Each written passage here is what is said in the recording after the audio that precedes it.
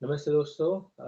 आज हम विशुद्ध मनुस्मृति पढ़ेंगे और हमने जिस प्रकार से पिछले दिनों आपको बताया था कि विशुद्ध मनुस्मृति के पृष्ठ संख्या 210 और 211 तक हमने स्वाध्याय किया था और जिसमें हमने देखा था कि जो सरल कार्य होता है वह भी एक अकेले द्वारा करना कठिन होता है, विशेषकर अति विस्तृत और महान फल देने वाला विस्तृत राज्य बिना सहायकों के अकेले राजा द्वारा कैसे संचालित हो सकता है। अर्थात अकेले के द्वारा संचालित नहीं हो सकता, अर्थात राजा को आवश्यकता अनुसार मंत्री आदि नियुक्त करने ही पड़ते हैं। इस प्रकार से हमने पढ़ा था और हमने जाना था कि राजा के किस प्रकार से जो न्याय व्यवस्था है वो चलती है, न्याय व्यवस्था किस प्रकार से आगे बढ़ती है, ये सब कुछ हमने पढ़ा। और 209 और फिर 10 पढ़ा, जिसमें हमने आपको बताया था कि जो एक श्लोक है जिसके ऊपर मुसलमान बड़े कूदते हैं और कहते हैं कि मौलान शास्त्री विदय शूरान, इसमें मौलान यानी कि मौलाना लिखा हुआ है। हमने आपको बताया था कि मूल राज्य यानी कि जो अपना स्वदेश होता है उसको मौलान कहते हैं। मौला और न के नीचे हलंत लगता है, वो होता है मौलाना और ये होता है मौलान। ठीक है, इस प्रकार से आप इसको समझ सकते हैं।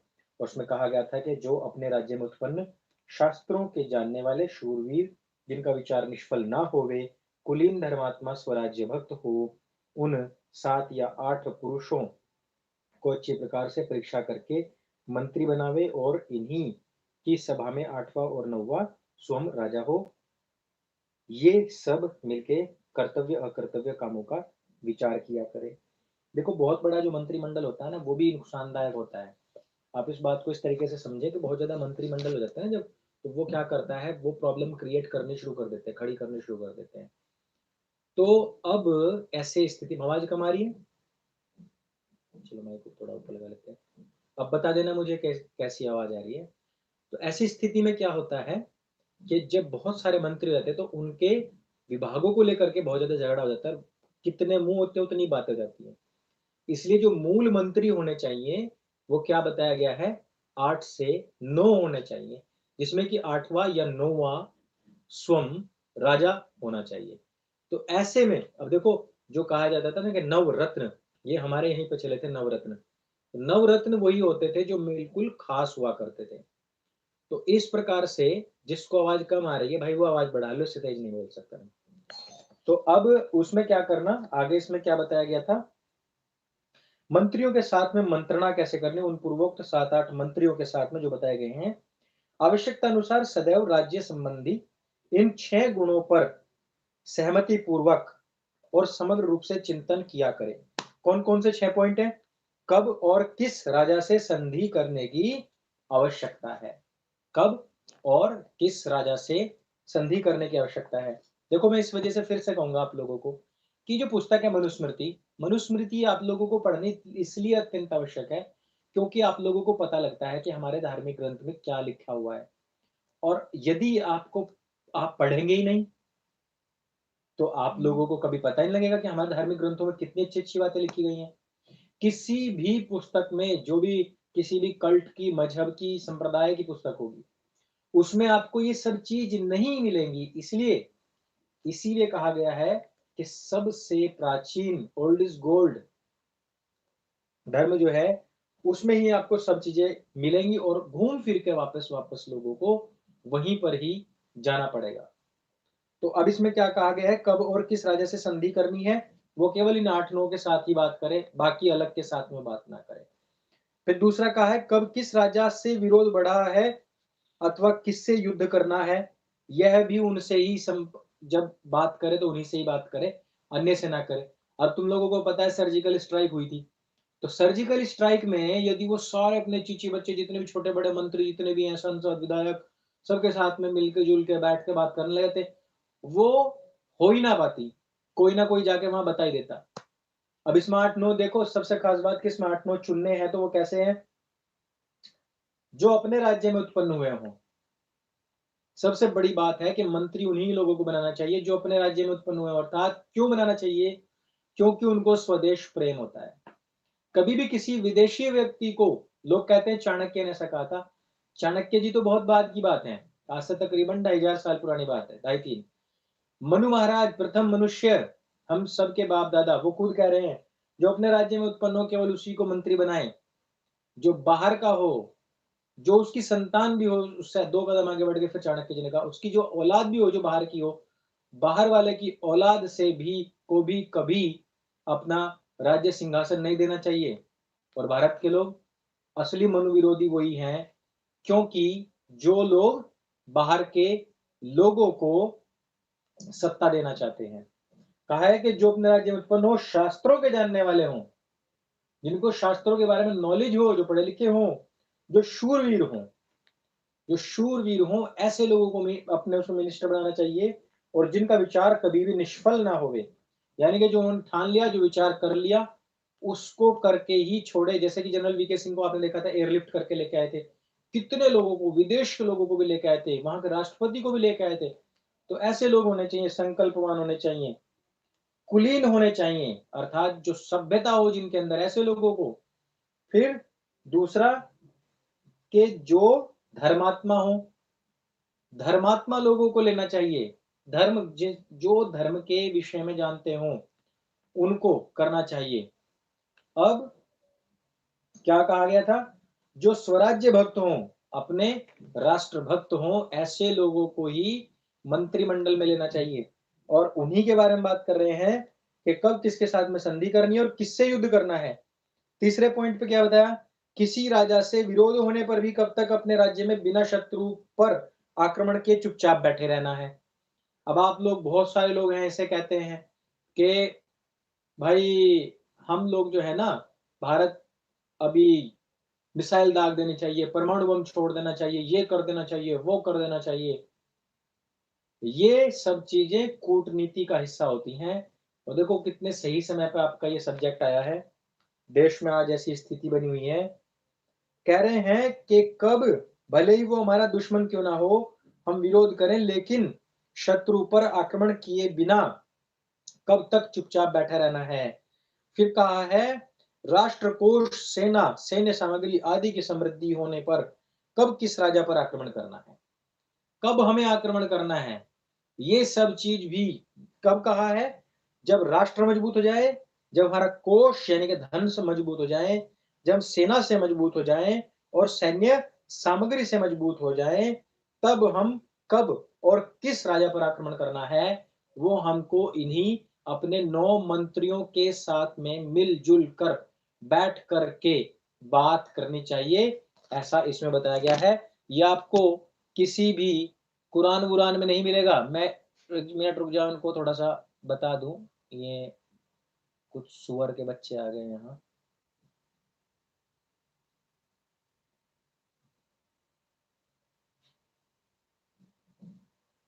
गंद फैलाना बर्दाश्त नहीं है भाई मुझे, ठीक है ना, गंद नहीं चाहिए मुझे यहाँ। मुझे बिल्कुल साफ सफाई चाहिए यहाँ से, क्योंकि ये जो है ना, ये तुम्हारे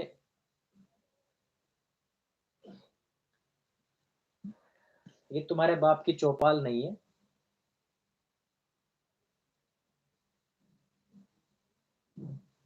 जो यहाँ आकर तुम गंद मचाओगे।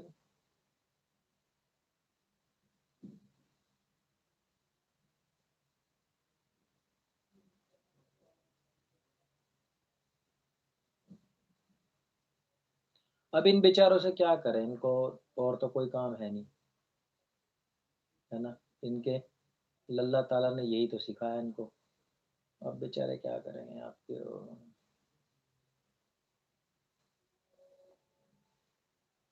तो भाई चलो, कटल्लों का इलाज करना बहुत जरूरी है। जब वो हो जाती है ना सिर में, क्या बोलते हैं उसको,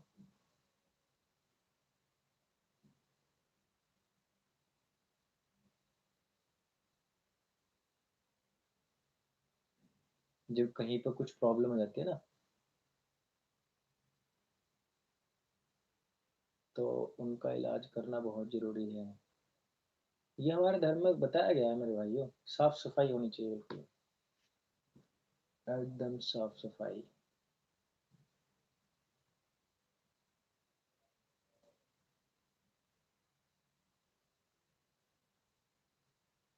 ठीक है। तो एक काम कर लेते हैं, क्योंकि मैं चाहता हूँ इस क्लास में तो कम से कम बिल्कुल भी कोई भी ऐसी प्रॉब्लम खड़ी ना करे। अच्छा, वैसे ये कर भी लेंगे, मान लिया अगर कमेंट वमेंट करते भी रहे तो भी क्या हो जाएगा, ये गाली भी देंगे तो भी क्या हो जाएगा। इससे तो पता लगता है ना हमको, और भी अच्छा है, हमको ये पता लग जाता है कि मुसलमान कितने अकल के गिरे हुए लोग हैं। तो इसमें अगर हम स्थिति को देखें तो ऐसे समय में हमको कभी भी ये नहीं सोचना चाहिए कि हमारे जो नीति निर्धारक लोग हैं, नीति निर्धारक लोगों का मतलब जो हमारी शासन को या सत्ता को जो चला रहे हैं, वो इस प्रकार से कभी भी डिसबैलेंस हो सकती है यदि हम अपने हिसाब से, मतलब ना चलते हुए और शासन सत्ता को हजारों लोगों में बांट देंगे तो नहीं होगा।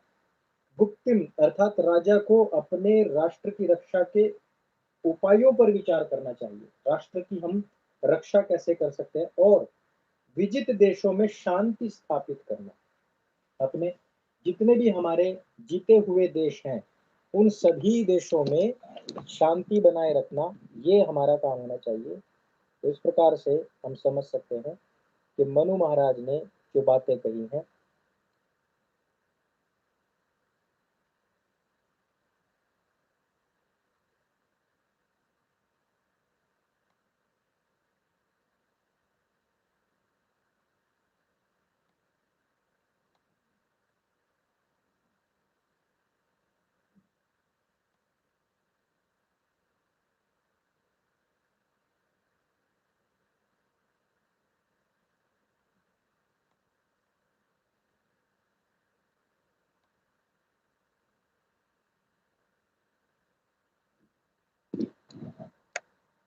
चलिए अब आगे पढ़ते हैं हम, आगे बढ़ते हैं और इसमें आगे लिखा है उन सचिवों का, कौन से सचिव जो हमने इसमें बनाए हैं, उन सचिवों का पृथक पृथक एवं स्वयं अभिप्राय उपलब्ध, यानी कि पृथक पृथक अपना अपना विचार और अभिप्राय सुन समझ कर सभी के द्वारा कथित कार्यों में जो कार्य अपना और राष्ट्र का हितकारी हो उसको करें।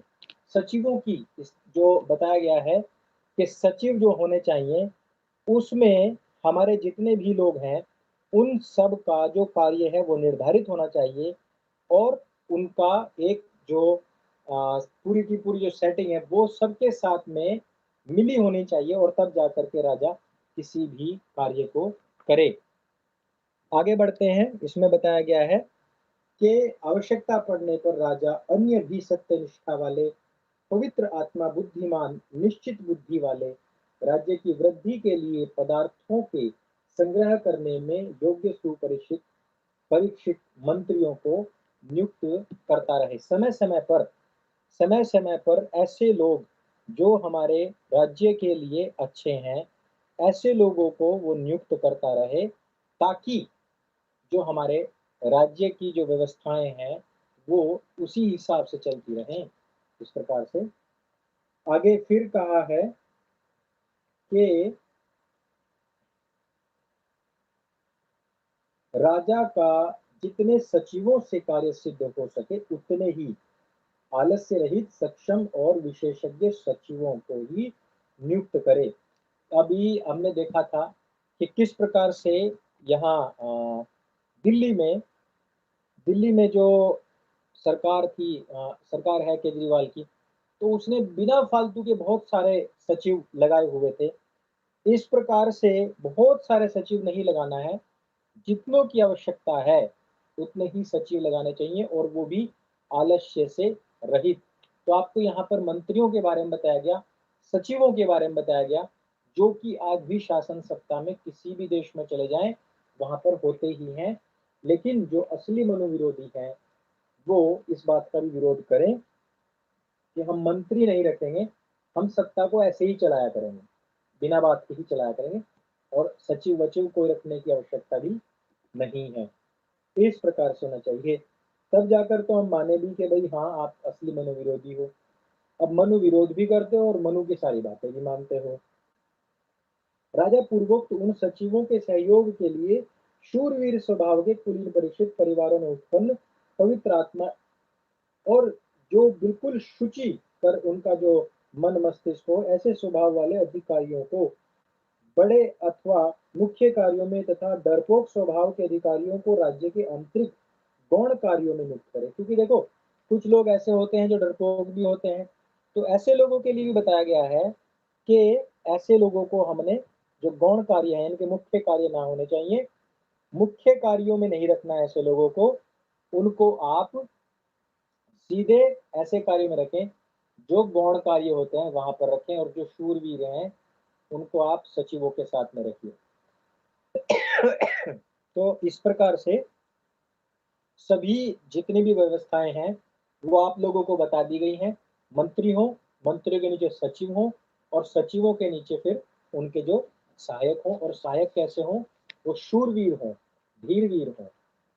तो अब आगे फिर कहा गया है कि और राजा राजदूत की भी नियुक्ति अवश्य करे, जिसमें कौन कौन से गुण होने चाहिए? ये गुण हो, वह शास्त्रों अथवा विद्याओं में प्रवीण हो, जो हाव भाव आकृति और चेष्टा से ही किसी के मन की बात और योजना को समझ ले, पवित्र आत्मा चतुर और उत्तम कुल में उत्पन्न हो, पवित्र आत्मा हो। और सबसे बड़ी बात इसमें कही गई है कि सामने वाले की आकृति से, उसके मनों के हाव भाव से ही पहचान ले, समझ ले, जान ले कि सामने वाले का मन मस्तिष्क में क्या बात चल रही है और क्या नहीं चल रही है। इस प्रकार से हर एक जो दूत होते हैं, राजदूत जिनको हम बोलते हैं, वैसे होने चाहिए। आपको पता होना चाहिए कि जितने भी राजदूत बनते हैं उनकी यही ट्रेनिंग चलती है, चाहे वो विश्व भर के किसी भी देश का, किसी भी देश का राजदूत क्यों ना हो, उसको यही ट्रेनिंग दी जाती है। मैं फिर से अपील करना चाहूंगा कि जितने भी मनु विरोधी हैं वो इस बात का भी विरोध करें कि राजदूतों को किसी प्रकार की कोई भी ट्रेनिंग नहीं देनी चाहिए, क्योंकि मनु महाराज ने इनको ट्रेनिंग देने की बात कही है कि एक राजदूत को कैसा होना चाहिए। ठीक है, इस प्रकार से असली मनु विरोधी वही लोग कहलाएंगे जो असली शब्दों में इनका विरोध कर सकें। आगे कहा गया है श्रेष्ठ दूत के लक्षण क्या हैं, क्योंकि दूत जो होता है उसके ऊपर बहुत सारी बातें निर्भर करती हैं। उसमें कहा गया है जो राजा और राज्य के हित को चाहने वाला हो, जो निष्कपट पवित्र आत्मा, चतुर घटनाओं बातों को न भूलने वाला, देश और कालानुकूल व्यवहार का ज्ञाता, आकर्षक व्यक्तित्व वाला, निर्भय और अच्छा वक्ता हो, वह राजा का दूत होने में प्रशस्त है। अर्थात ऐसे ही व्यक्ति को कहीं भी दूत बनाना चाहिए। अमात्य दंड अयातो दंडे वे नियति क्रिया नृपतो कोश राष्ट्रे च दूते संधि विपर्ययो। एक सचिव के अधिकार में दंड देने का अधिकार रखना चाहिए, और दंड के अंतर्गत राज्य में अनुशासन और कानून की व्यवस्था का अधिकार भी रखना चाहिए। राजा के अधिकार में कोष और राष्ट्र का दायित्व होना चाहिए, और दूत के अधीन किसी से संधि करना और न करना अथवा विरोध करना आदि नीति धारण का दायित्व रखना चाहिए।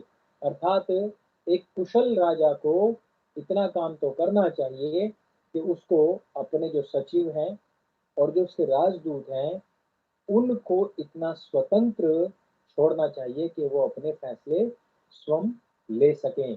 बात यह है कि उनकी परीक्षा पूर्व में हो जानी चाहिए। यहाँ क्या कहा गया, सबसे बड़ी बात कि उनकी परीक्षा पूर्व में ही हो जाए तो कितना अच्छा है, बाद में फिर उनको आप आराम से कोई भी खुली छूट दे सकता है। तो इस प्रकार से हम लोगों को भी सोचना चाहिए कि कोई भी व्यक्ति हो, जब वो उस पद पर जाए कि भाई वो राजा बनने के पद पर हो या कुछ भी हो, तो ऐसे समय में उसको जो भी कुछ काम करना है वो पूरी तरीके से दिमाग खोल करके करना चाहिए। तो इस अध्याय में आज का हम जो है अंतिम 2 श्लोक बचे हैं। आज का जो हमने पाठ करना है उसके अंतिम 2 श्लोक। तो इसमें कहा गया है कि क्योंकि दूत ही वह व्यक्ति होता है जो शत्रु और अपने राजा का और अनेक राजाओं का मेल करा देता है और मिले हुए शत्रुओं में फूट भी डाल देता है। दूत वह काम कर देता है जिससे शत्रुओं के लोगों में भी फूट पड़ जाती है। और इसी को फिर आगे कौटिल्य ने भी कहा है अपने उसमें कि अर्थात अपने राजा का संदेश दूसरे राजा के पास ले जाना और उसका लाना, संधि भाव को बनाए रखना, अपने राजा के प्रताप को बनाना, अधिक से अधिक मित्र बनाना, शत्रु के पक्ष में पुरुषों को आपस में फोड़ना, शत्रु के मित्रों को उसके विमुख कर देना, कार्यरत अपने गुप्तचरों अथवा सैनिकों को आपत्ति से पूर्व निकाल लाना, शत्रु के बांधवों और रत्न आदि का अपहरण, शत्रु देश में कार्यरत अपने गुप्तचरों के कार्य का निरीक्षण, समय पड़ने पर पराक्रम दिखाना, बंधन रखे हुए शत्रु बांधवों को शर्त के आधार पर छोड़ना, दोनों राजाओं की भेंट आदि कराना दूत के कार्य हैं। अब देखो इतने सारे काम आप लोगों को पता पड़ गए हैं कि एक राजा के क्या काम होते हैं, एक दूत के क्या काम होते हैं और एक सैनिक के क्या काम होते हैं, एक सचिव के काम क्या होते हैं और एक अंगरक्षक के क्या काम होते हैं। इस तरीके से हमारे यहाँ पर प्रत्येक स्थिति का नीति निर्धारण हुआ करता था और वो सारी चीजें चलती थी। इन सब चीजों को लेते हुए, जानते हुए, परखते हुए हम लोग इस पराकाष्ठा तक पहुंचे हैं। ये कोई इस प्रकार से नहीं कि किसी ने कह दिया आप लोगों को कि भाई आ, ये तो लोग जो है ब्राह्मण होते हैं, ये जो लोग हैं जो भी कुछ आजकल चल रहा है ब्राह्मणवाद, मनुवाद, उनके कहने से कुछ नहीं होने वाला है। हम लोगों की जो बचपन से जो शिक्षा थी, वो ही इतनी बेस्ट थी कि उसके सामने कोई टिकने वाला ही नहीं था। लेकिन सबसे पहले हम लोगों को इसी शिक्षा प्रशिक्षण से तोड़ा गया है और उसी की वजह से हमको भ्रमित किया गया है। यदि इन चीज़ों को हम पुनः जागरण इनका कर पाएँ, कर सकें, तो मैं इस बात की गारंटी ले सकता हूँ कि इस पूरे विश्व के ऊपर सनातन धर्म का, सनातन वैदिक धर्म का ही राज्य होगा, शासन होगा। और यदि हम अपनी जड़ों से कट गए, यदि हम इन चीज़ों को भूल गए कि गृहस्थ क्या होता है, वानप्रस्थ क्या होता है, ब्रह्मचर्य क्या है, संन्यास क्या है, राजा का धर्म क्या है, किस प्रकार से राजा को राज्य शासन करना चाहिए। देखो आप लोगों को तो बहुत बड़े-बड़े कोर्स करने पड़ते होंगे। जितने भी कोर्स करते हो वो सारे के सारे जो लोग हैं, वो चाणक्य नीति, विदुर नीति और मनुस्मृति के ऊपर ही पीएचडी करते हैं। तब जाकर के वो पॉलिटिशियन बनते हैं और यही वो पुस्तकें हैं जिन पुस्तकों के आधार पर ये सब लोग इस इन स्थितियों तक पहुंचे हैं। इसलिए मैं आप लोगों से कहना चाहूँगा एक बार फिर से कि आप लोग स्वयं तो पढ़ें ही, दूसरे लोगों को भी पढ़ने के लिए प्रेरित करें, उनको तत्पर करें। घर-घर तक ये जो आग है, ये जो जानकारी, ये जो चिंगारी है, ये जो रोशनी है, ये सब तक पहुँचनी चाहिए। यदि आप लोग इसको पहुँचाने में सक्षम नहीं हो पा रहे हैं, तो आप कक्षा में आना आज से ही बंद कर दें, क्योंकि मुझे ऐसे स्टूडेंट चाहिए, ऐसे छात्र चाहिए, जो कार्य करना और करवाना, पढ़ना, पढ़ाना, सीखना, सिखाना, जो दोनों कार्य कर सकें, खुद भी करे और करवाए भी। ऐसे लोगों की आवश्यकता है आज के समय में। फालतू में बैठ करके बातचीत करने वाले और जो सीख लिया उसको आगे ना बढ़ाने वाले लोग, ऐसे लोग नहीं चाहिए। ऐसे लोग तो हमने पिछली जो हमसे जो पिछली वाली जो पीढ़ियाँ गई हैं, वो हमने देख ली हैं। हमें वैसी पीढ़ी आगे तैयार नहीं करनी है। हमें आगे ऐसी पीढ़ियाँ तैयार करनी है मेरे दोस्तों, कि जो स्वयं तो करें ही करें, आगे भी लोगों से वो काम करवाएँ। आगे उसका जो ज्ञान का आलोक है, वो जन-जन तक पहुँचाएँ। हमने डिगना नहीं है, हमने हटना नहीं है। इस वजह से ये मनुस्मृति कक्षाएँ हैं, सत्य सनातन की जो वीडियोज़ हैं, वो सारे के सारे जितने भी हैं, वहाँ आपने पहुँचना ही पहुँचना है और ये सारे के सारे जो काम हैं, आपने करने ही करने हैं। इस वजह से आप लोगों को मैं एक बार फिर से कहूँगा कि आप लोग इन जितनी भी कक्षाएँ हैं, उनको लोगों तक पहुँचाएँ और सब तक भेजें। सत्य सनातन को, जनता दरबार को, सभी चैनल्स को आप अपना पूरा-पूरा सहयोग दें। तो इस वीडियो में सिर्फ़ इतना ही। हम आगे जो भी कक्षाएँ रखेंगे, उसमें फिर से बातचीत करेंगे। आप लोगों के सहयोग की अपेक्षा करते हुए, आप सभी को एक बार फिर से मैं धन्यवाद बोलूँगा। सीधे बैठ जाएँगे। ओम, ओम, ओम, ओम। नमस्ते, शुभ रात्रि।